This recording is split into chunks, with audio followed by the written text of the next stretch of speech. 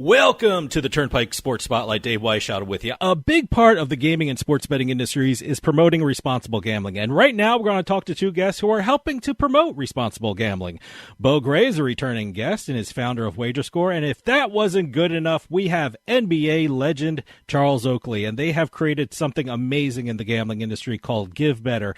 And we're going to hear all about it because we have Bo and Charles on the line with us right now. Charles, welcome to the show. And Bo, welcome back to the show. It's great to have you both on. Thank you. Thanks for having us. Bo, as I said in the introduction, you're the founder of WagerScore, and I think that's an incredible thing in the betting industry. Refresh everyone's memory. What is WagerScore, and what is its mission in the betting industry? Yeah, so WagerScore is, think of a FICO score for gambling, where we pair real-time wagering data with affordability data and credit data, and we basically give consumers and younger bettors data-driven insights to make informed decisions on their gaming and their gaming patterns.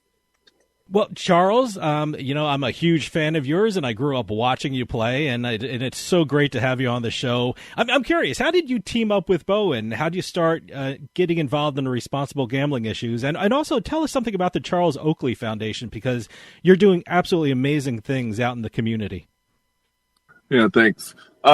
Me and Bo met through some mutual friends in Chicago, and the great thing about that, both of us from Ohio. So, and we kicked it off, and I was doing stuff, and he was, I was trying to advance in life and something that me can help people. And when he came with the idea that what he was doing, and myself out here feeding over the last 20 years, and what he trying to do to help, and he gave me the insight what he was doing on the other side, and I said, why not take a shot? And in life, if you don't shoot it, you'll never know if it go in. So, yeah, absolutely. But once we connect and put brainstorm together and start talking, and his connection, my connection, and we just partner up. Well, Charles, I'm curious. You were playing collegiate ball and professional basketball in a time when sports betting was legal only in Nevada, and I get it. Just because it wasn't legal anywhere else other than Nevada doesn't mean it wasn't happening. But coming up as a basketball player, what were you told about gambling by either coaches or ownership or schools? What did you hear as a young player about the issue of gambling? Well, in college, growing up, I was around gambling, but not like sports. It was just like, playing tonk or blackjack or stuff. Mm-hmm. But as you grow up in life, things always get bigger and brighter. But I started being around people. Once I got to the league, they always kind of educate us about what's going on. Look for this, look for that. Don't get caught in no kind of something that can run your career. And like I said, betting and doing stuff somebody from the outside might want you to do.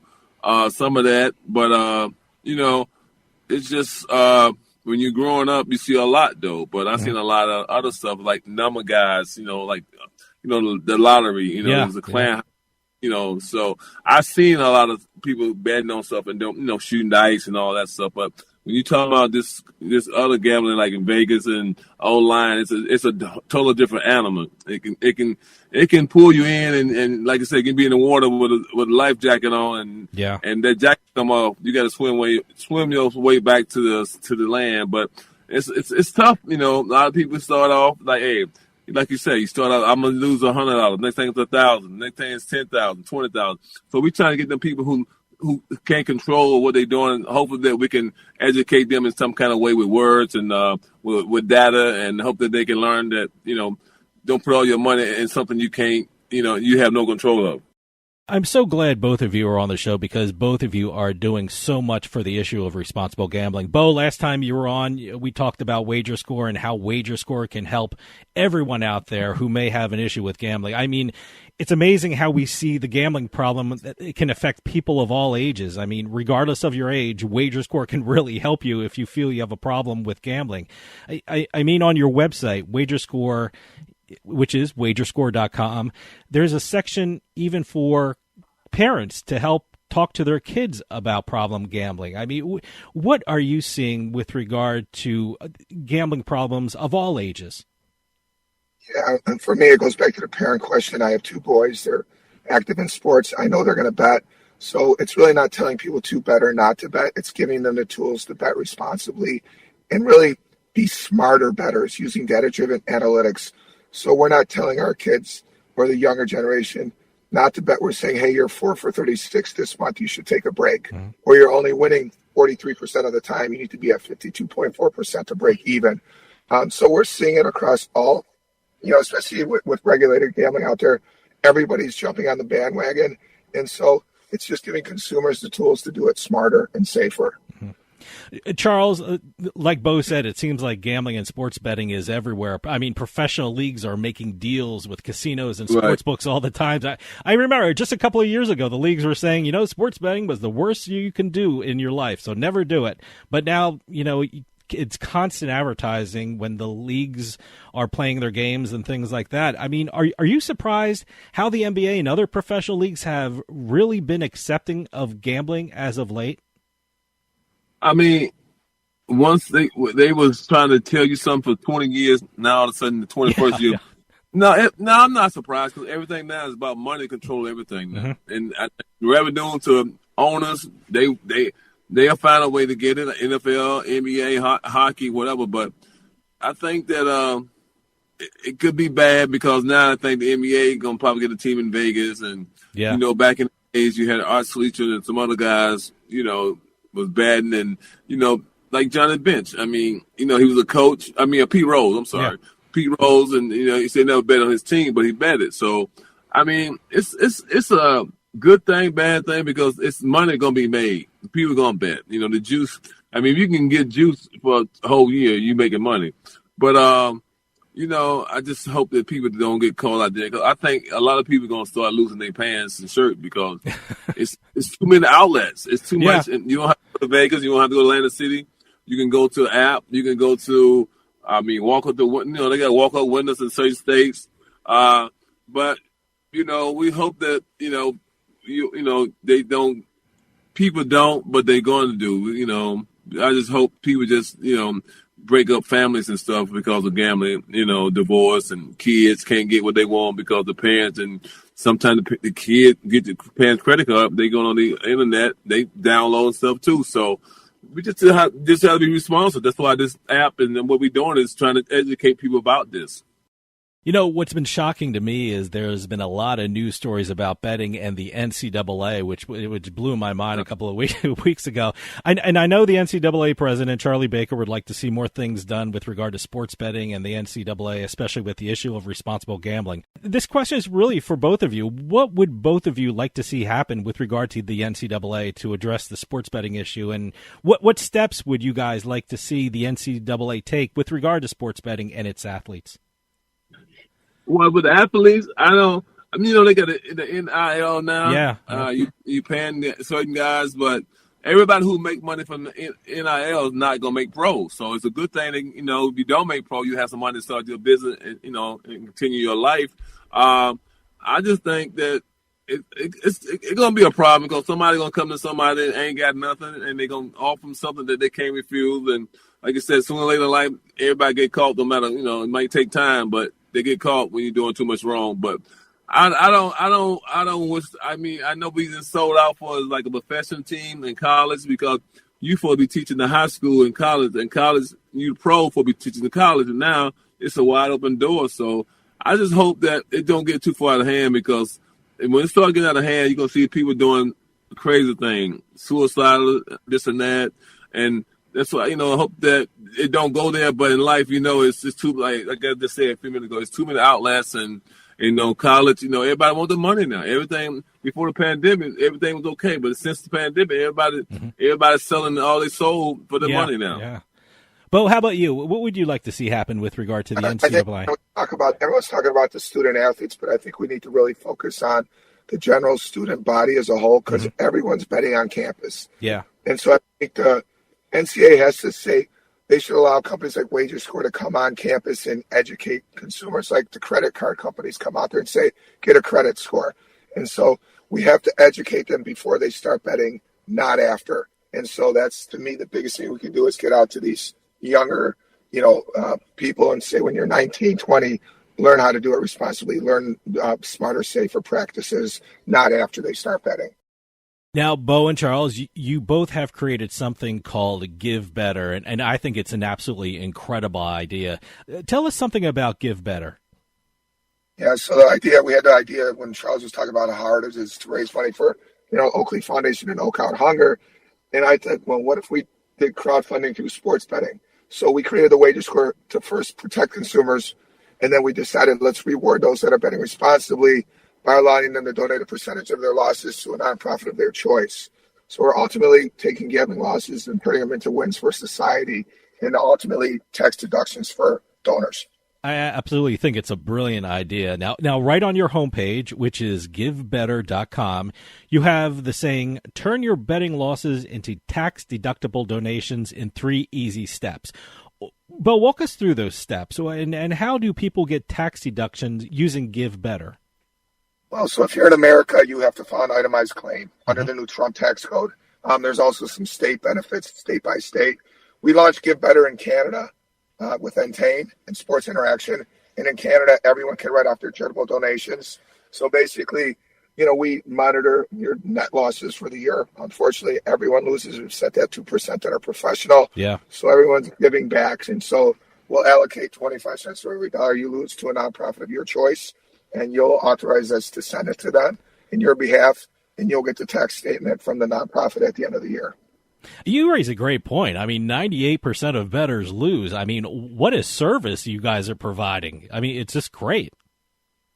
Yeah, right. What we're saying is, hey, we can turn your losers into winners on your favorite causes. And so in Canada, we launched with Give Better with Entain and Sports Interaction. We're launching the Give Better Drafts app in the U.S., which will be an in-house product, and allow you to use that same model there.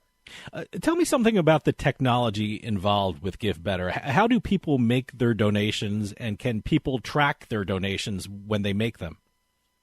Yeah, so part of betting responsible through the wager score is we send you a weekly snapshot of your betting behavior. We can also send you kind of what you donated to charity based, unfortunately, on your losses. Yeah. Now, I love the fact that you guys made it so people can make their donations to a nonprofit, and they will have a say in which nonprofit will receive those donations, correct? Yeah, exactly. Well, it's your money. You're losing it. It might as well go to something you care about, right? That should be the slogan. That's a great saying. You should have it on T-shirts. So yeah, well, we're actually in a Sprinter van here in Cleveland. We did a big charitable thing today. Oh, cool. We're genius tour telling people about the product, and you have to give us one reason why our idea is not genius, and we'll give you $100. And so far, you don't have to pay out any money. I know you guys work together with WagerScore, and Charles, I know you're out there talking to people and young people about responsible gambling, and most of the time, tax-deductible donations from gambling losses aren't at the top of people's minds, or it's something that they usually think about. That's why I think Give Better is such an absolute unique idea.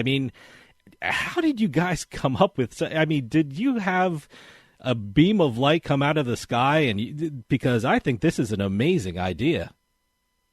Yeah, that's just common sense. Mm-hmm.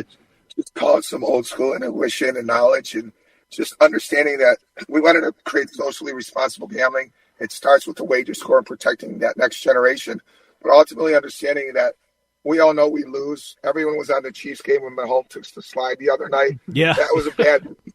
But you think that it wouldn't be such a bad beat if your money was going to charity, so you can relate to it, right? Mm-hmm. And that's the whole notion. We bet for recreation. The byproduct when we win money once in a while is fun. If we know our losses can fund social causes, we can disrupt the whole gaming space. No, like I said, it's just something absolutely amazing. It's one of those great ideas. You're shocked no one else has thought of it before, but good for you guys, because you're just doing amazing work. And I know, Bo, last time you were on, we talked about some of the partnerships you formed with WagerScore, like Entain and the Tennessee Titans. Now, looking at your website for Give Better, again, that's givebetter.com. I see you have some pretty impressive partnerships involved with Give Better. Who are some of the partners you're involved with Give Better? And I know the Charles Oakley Foundation, because Charles is sitting right there. Charles Oakley Entain is instrumental in this. We're also working with the National Hockey League Alumni Association in Canada to encourage responsible gambling around younger bettors and really get the message of Give Better out there. Turn your losses into charitable donations. It's really a no-brainer for everyone out there. And just one thing to say is, what people don't understand is anybody can write a check to charity for gambling losses if we're taking it from money from people that can't afford to lose it, then that money is no good. And that's why Give Better doesn't work without the wager score. You have to be socially responsible completely in order for this model to work. No, I think you mentioned Canada. Tell us the place where people can use Give Better. Like you said, it rolled out in Canada. What are your plans for the other areas of the world? Yeah, so in Give Better, you can sign up today. We're licensed in Ontario, and we're through the partnership with Sports in Action. We can take customers through all of Canada. In the U.S., we're rolling out a free app in November, which is called Give Better Drafts, where you can sign up, and then hopefully we'll be in the U.S. market Q1 of next year. Gambling, especially sports betting, is spreading around the world so quickly. It seems like gambling sites are going up quicker than responsible gambling programs can be offered. I mean, with organizations like the Charles Oakley Foundation, WagerScore, and now Give Better, what do you guys hope to achieve in the gambling and sports betting industries? Charles, what do you hope to achieve by programs like this? Well, we hope that we can get people to understand that, life go on.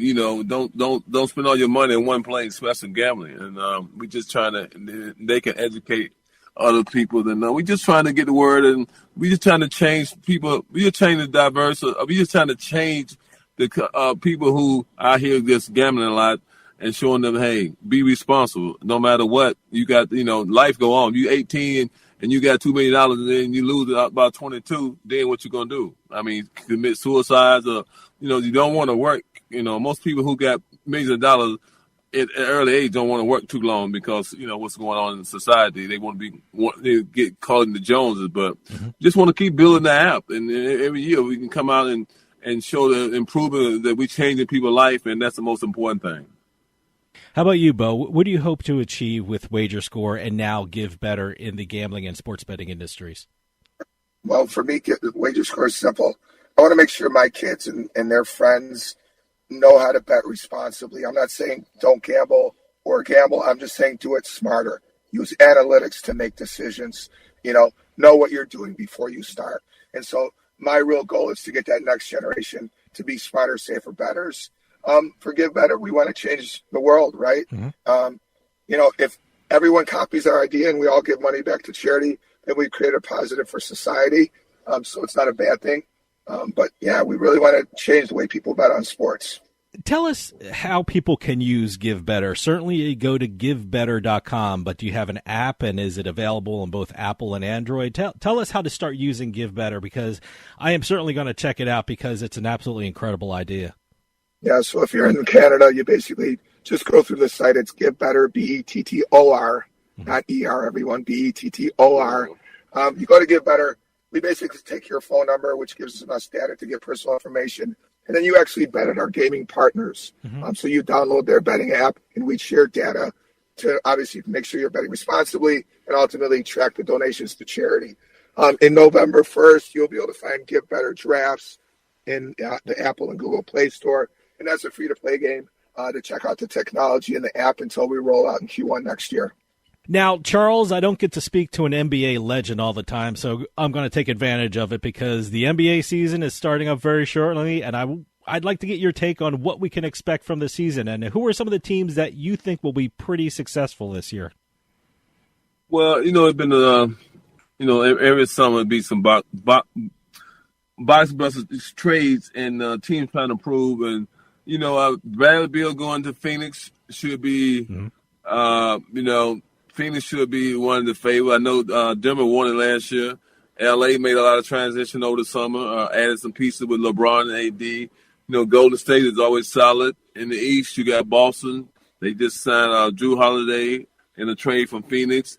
They added KP from Washington. So, your top-tier teams add pieces. Most of the time, they're going to have a good chance of winning. But just want to see some good, clean basketball this year. Basketball has been a little down. And if you've been watching football this year, football, this might be the worst year of the football starting in the last 20 years. It's a lot of bad play, guys getting hurt, coaches and players getting into it on the sideline, and no leadership. You see that this early in the season. So, we need to get some, all these teams back focused on what the goal is as a franchise. Like I said, all start upstairs. And when you see that your coaches and your quarterback getting into it, or your defensive coordinator and a player, that ain't good. Yeah. Especially if you got trying to be able to win a championship. But just want to see, like I said, another good year. The NBA, they always try to, put the big games on TV, but this and that. But just want to see some